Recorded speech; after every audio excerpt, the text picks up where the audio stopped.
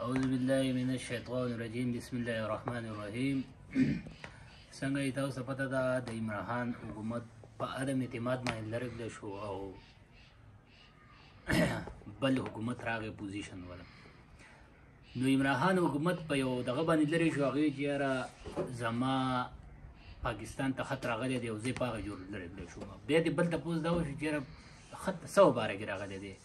نو ویې چې یاره زه روس ته تلم او ما دا روس له څه معاهدې وې د تیلو او د غنمو او ما ته هغه ارزان میلاوېده او عالمي سطح باندې هغو دا برداشت نه کړی شوه چې کوم عالمي انټلیجنس خبرې کېږي. نو زه یې په دې جوړ لرګلی کړم. اوس اپوزیشن دا خبره کوي چې یاره خط نه دی راغلی او دا هسې بکواس کوي. د یو ځانه یو بیانیه جوړه کړې ده الیکشن لپاره. که تاسو وګورئ هر پارټۍ والا دا خبره کوي چې خط نشته. بیا زمونږ پوځ هم دا اعتراف وکړو چې یاره وایي خط راغلی دی، مداخلت شوی دی. اوس وزیر اعظم هم دا خبره وکړه چې خط راغلی دی. زمونږ چې اوس دا کوم ګورنمنټ دی موږ به هلته دا خبره منو چې عمران خان وایي چې زه په روس باندې لرې کړی شوم او د روس له ما معاهدې کولې. دا خو موږ منو چې یاره دا ذهن دا خبره مني.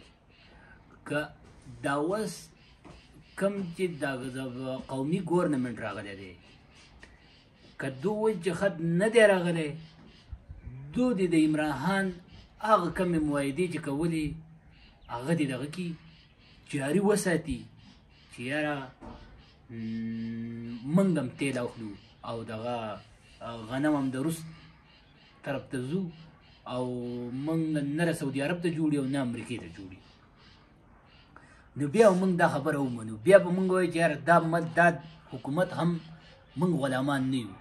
عمران خان عدم اعتماد یو قانوني خبره دوی لرې کړې او هغه معاهدې باندې اوس د حکومت هم روان دی.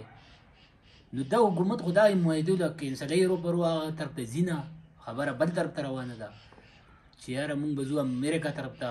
لکه ټول تاسو وګورئ ټول منډې وایي امریکې طرف ته، انګلینډ ته امریکا ته هغې طرف ته خبرې کوي.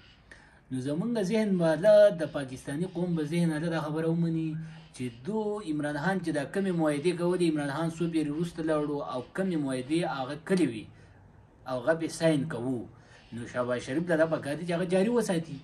نو موږ د پاکستاني قوم به دا ومني چې آیا موږ غلامان نه یو، چې کوم زمونږ کومه پالیسي وه د عمران خان وه هغه زمونږ دغه راده د شهباز شریف هم اختیار کړه.